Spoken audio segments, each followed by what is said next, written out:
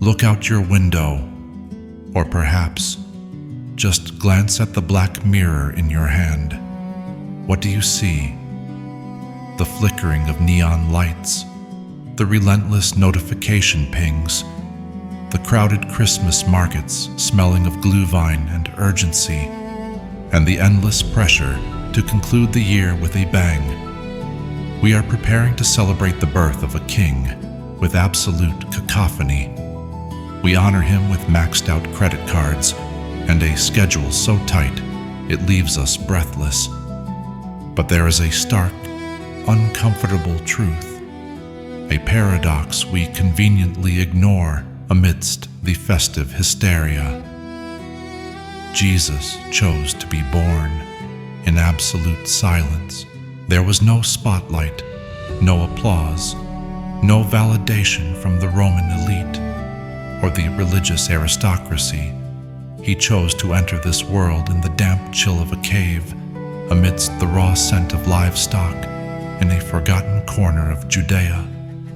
We are frantically seeking joy in the very noise he deliberately rejected. As we stand on the precipice of 2025, a year promising global volatility, digital exhaustion, and an epidemic of validation addiction, the Christmas story must be reread. It is not merely a religious event. It is the ultimate blueprint for the art of focus only on yourself, inner sovereignty. Jesus of Nazareth did not come to impress the Roman Empire. He came to teach us how to build a kingdom within, a fortress of inner peace that no external chaos can breach. To truly master 2025, we must turn down the volume of the holiday season and gaze into that cold winter night long ago, where a profound philosophy of life was born. To grasp the magnitude of this strategy, we must understand the arena. Over 2 millennia ago, Judea was crushed under the iron boot of the Roman Empire. It was an era of chaos, political oppression, crushing taxation, and existential dread. The people were desperate. They clamored for a Messiah, a warrior king who would storm the gates, overthrow Caesar, and fix their problems from the outside. Pause for a moment. Does the world of 2025 feel chillingly similar? We navigate economic instability, the looming shadow of AI displacing human purpose, and the suffocating noise of social media. We, too, are waiting for an external miracle, a better economy, a political savior, a viral trend, or a lottery win to rescue us from our anxieties. But Jesus, a master of self-awareness and detachment, did not offer the solution they wanted. He did not raise an army. He did not run for the Senate. The world thought he was weak. The truth was, he was playing a different game. His core thesis was radical. My kingdom is not of this world. He taught that true peace does not come from changing Rome, the external circumstance, but from discovering the kingdom of heaven within your own consciousness, the internal reality. His journey from the manger to the cross is a masterclass in reclaiming one's power. Let us walk through 3 pivotal moments in the life of Jesus, viewed not just through theology, but through the lens of deep wisdom and stoic resilience. The story begins with rejection. The King of Kings is born in a feeding trough. No palace, no servants, rejected by every innkeeper in Bethlehem. Why would the divine choose such a failed scenario for an entrance? This was not an accident. It was a deliberate statement. From his first breath, Jesus redefined success. In modern Europe, success is often measured by job titles, the location of your apartment, and your digital following. But by choosing the lowest place, Jesus demonstrated that your worth is not pegged to your social standing. Like the Stoic philosophers, Jesus showed that seeking validation from society is a trap. It is a cup with a hole in the bottom. You can never fill it.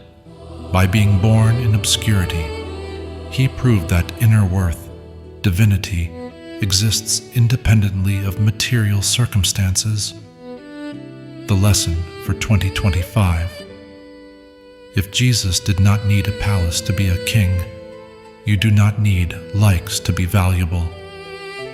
True confidence is the quiet knowledge of who you are, even when you are in the manger of your life. Before he spoke a word to the crowds, Jesus disappeared. He retreated into the wilderness, 40 days, no food, absolute isolation.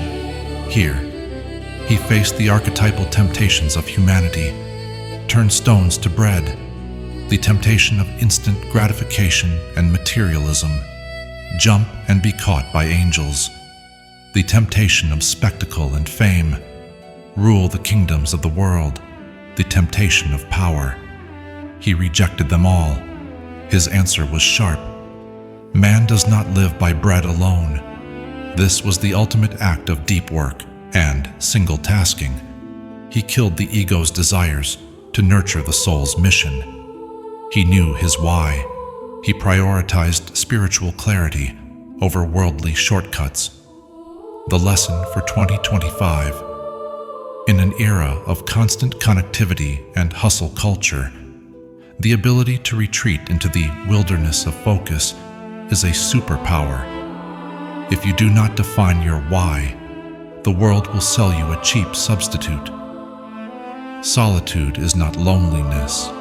It is the laboratory of the soul. This is the darkest, yet most brilliant chapter. In the Garden of Gethsemane, Jesus faced terror. He felt the crushing weight of impending death and betrayal. He did not suppress his emotions. He sweated blood. He acknowledged the pain. Let this cup pass from me. But he did not let the emotion dictate the action. Yet not as I will, but as you will. On the cross, stripped of dignity and dying in agony, he performed the greatest act of letting go in history. Father, forgive them, for they do not know what they are doing. Forgiveness is not weakness. Forgiveness is cutting the burning rope that ties you to your abuser. If Jesus had died in anger, he would have remained a victim of Rome. By forgiving, he liberated himself.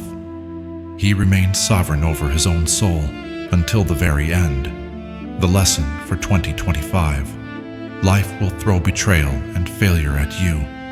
You will feel fear, but your power lies in the gap between emotion and reaction.